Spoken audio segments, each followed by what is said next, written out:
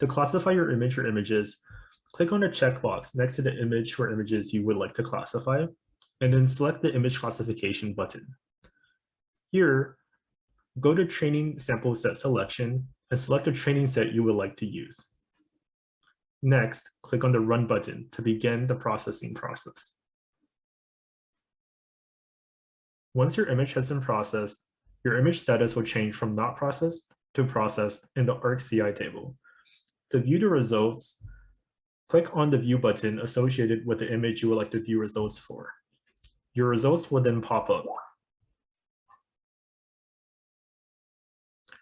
If the results are not satisfactory, you may reclassify your image with a different training set by checking the image, going to image classification, and selecting a different classification training set.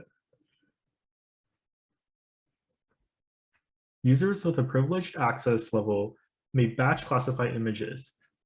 To do this, select multiple images and then follow the same image classification process.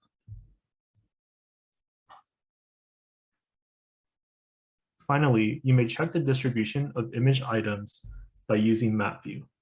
To do so, click on the View Map button on the left-hand side of the web page. Once the map pops up, you may sort using date range, upload user, or process status. You may click on the target icons to view your processed or classified images.